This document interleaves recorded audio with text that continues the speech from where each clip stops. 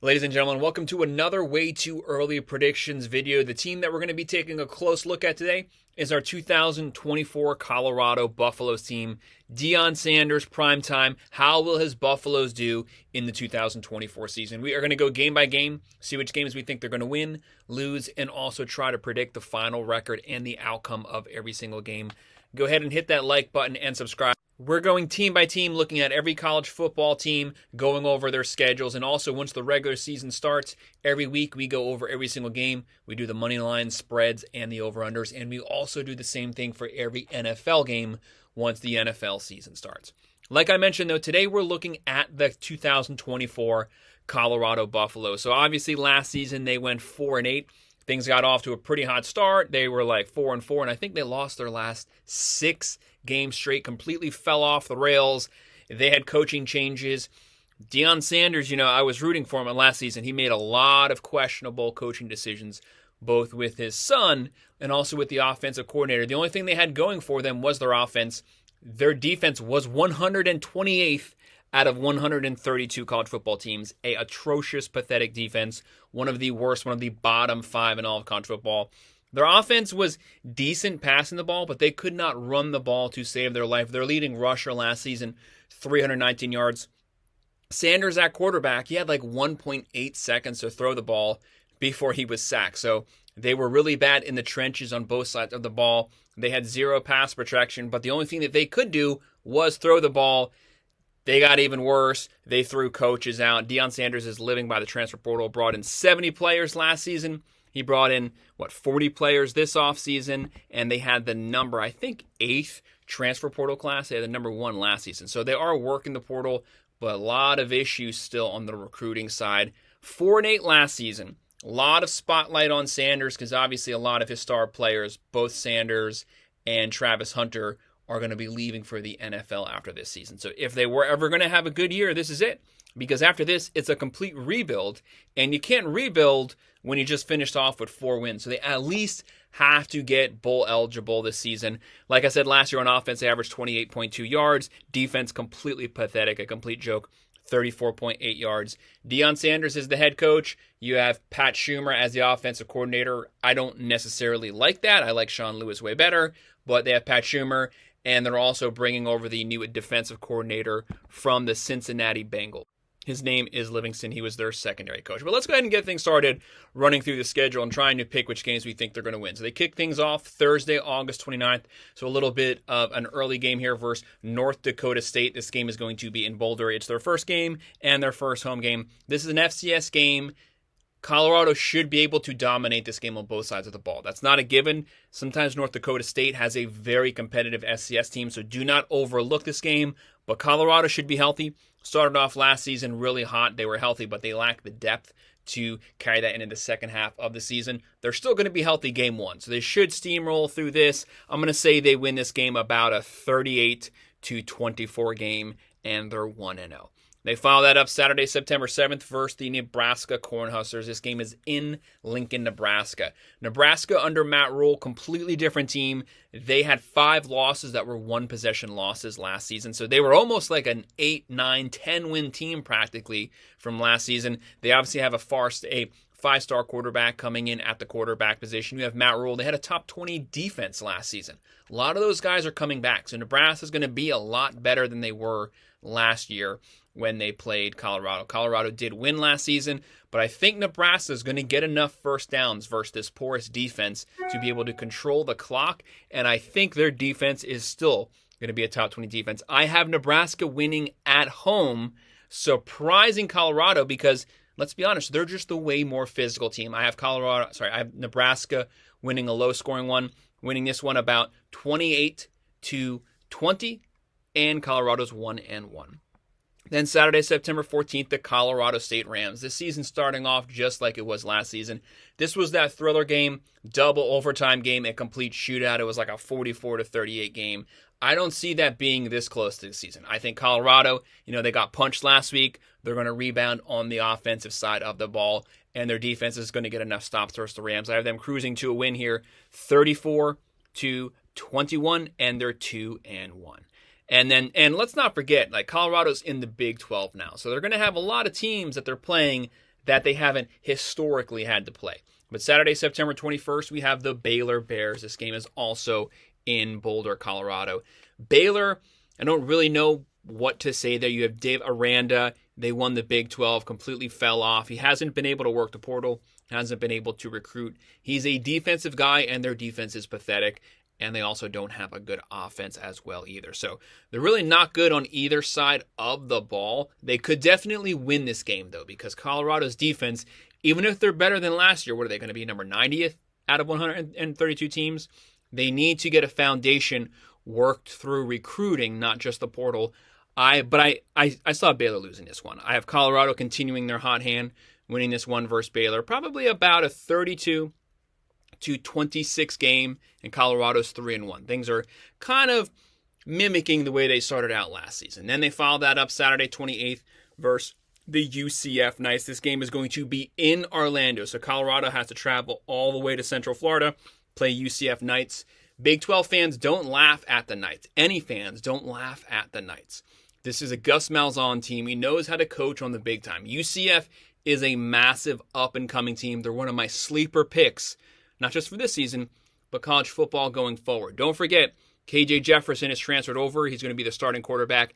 They have RJ Harvey at the running back position. Almost had 1,500 yards, 16 touchdowns last year, and could also catch the ball out of the backfield. They're going to have a big, bruising, massive quarterback, weighs 250. It's going to be hard to control them, and Colorado doesn't have the defense to be able to control this game at the line of scrimmage. I have UCF getting the win at home.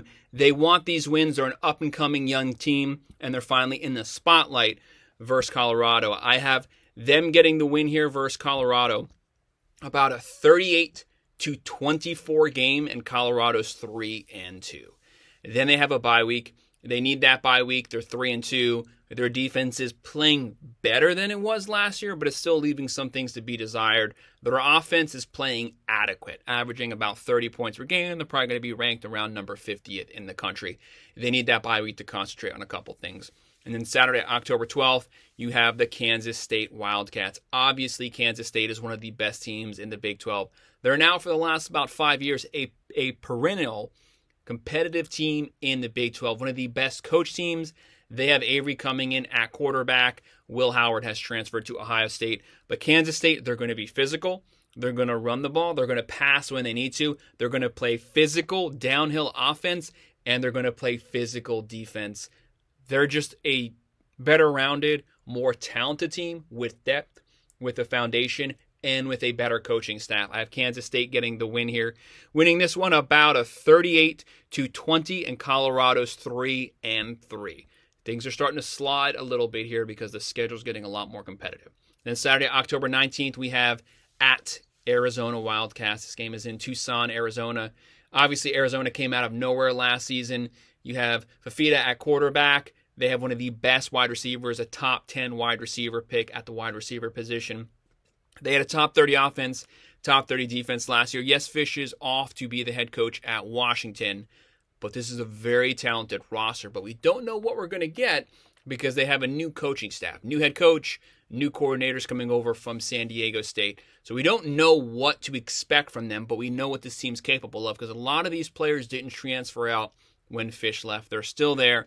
Can they just out-talent Colorado based off of the talent that they have on their squad?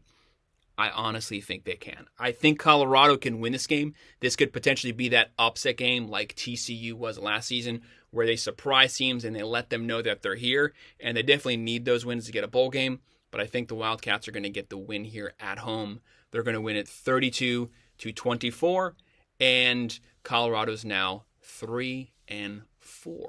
And they follow that up Saturday, October 26th versus Cincinnati Bearcats. This game is going to be in Boulder, Colorado. Cincinnati, they win 3 or 4 games last season. Their offense was horrible. Their defense was work. Not as bad as Colorado's defense, but it was pretty bad. Look for Boulder to get the ship right, make this game competitive. They're going to win this game 38-30, and they're 4-4. Then Saturday, November 2nd, they have a bye week. They really need this bye week. They're 4-4. They have 4 games left. They need to split them in order to get a bowl game. They need to at least go 2-2 to salvage this season. Saturday, November 9th, Texas Tech Red Raiders. This game is in Lubbock. You have McGuire as the head coach there. They have one of the best running backs in the country, probably going to finish this season with 1,800 yards. Texas Tech is not known for their running game, but they've been spreading it out. They've been running downhill for the last 2 seasons. This team was better than the team that they fielded last season. They had a lot of injuries last year, but they still had a salvageable season led by their running game. This is a game that I'm 50-50 on. I definitely think Colorado can beat them, but it's in Lubbock. Texas Tech also has a lot to play for. Big 12 is up for grabs. Texas is out of the conference, so which one of these Texas state teams can seize control of the Big 12 and potentially their state?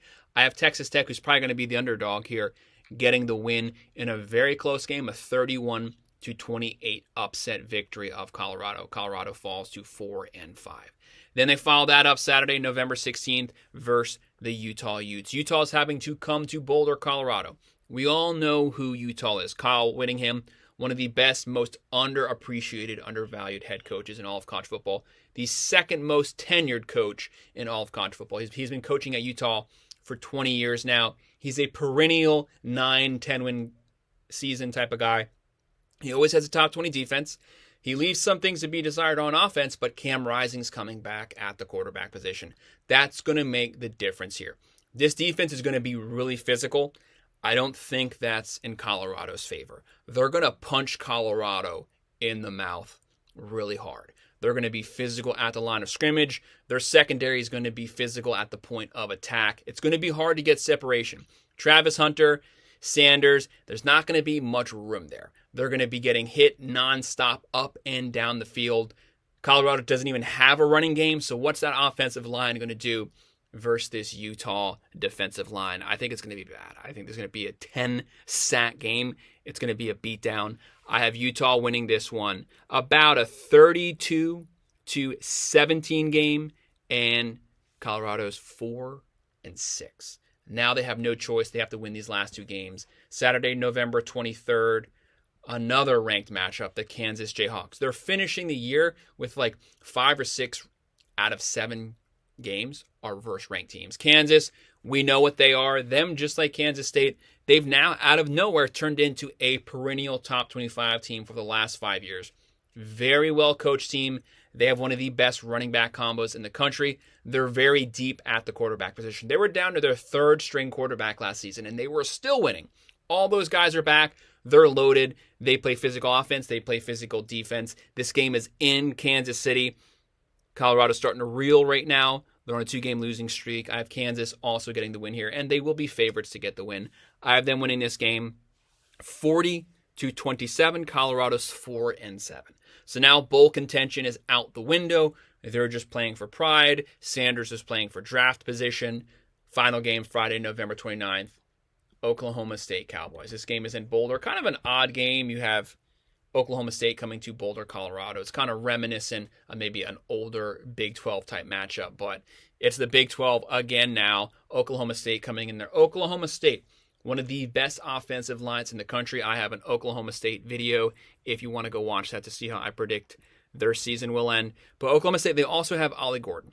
Ollie Gordon was the Doak winner at the running back position, probably the best running back in all of college football. Probably going to close in on 1,800 to 2,000 yards this season. Oklahoma State has a top 5 offensive line, so people say if they have the best offensive line in all of college football.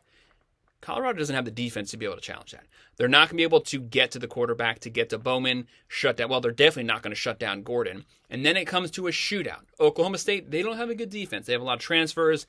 They have a lot of young guys coming in. But Mike Gundy, like Kyle Whittingham, he's the number 1 most tenured coach in all of college football. Also undervalued, also underappreciated, but they win 9 or 10 games every single season. They're going to have a strong year this year.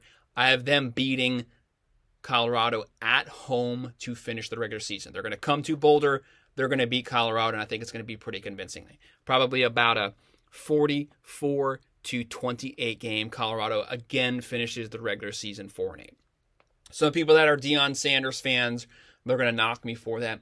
That's fine. You know, I necessarily never liked the hire, but I rooted for Deion all of last season. But I saw the writing on the wall. I never thought he had control of his team. I thought he favors his players too much. He favors his sons too much, especially at the quarterback position. I didn't like the fact that he hired a coaching staff and then started canning people halfway through his first season. That's not a good sign as the head coach. You picked those guys. If they fail, that's on you. That's not on them. You had a lot of money thrown at you. You could have hired a lot of coordinators. You picked Sean Lewis, and then you canned him, and now he's a head coach at San Diego State. So what does that say for you? I don't know, but Deion's making a lot of money. He's causing a lot of waves. That's all good. Good props to him, but he needs to back that up. He keeps saying he's taking receipts of everyone that knocked him. Well, not everyone else is taking receipts of you, Deion. You have to get 6 games. You have to win 6 this season. You're going to go 4-8 and potentially 4-8 with your potential first-round draft son. Who's after him? You don't have anyone. That's the problem with not recruiting people at the high school level. They could potentially be worse next year without Sanders and without Travis Hunter. But that's my breakdown of the Colorado Buffaloes 2024 schedule. Go ahead, hit that like button and subscribe. If you have any comments, drop them below and I'll make sure to respond. Thanks.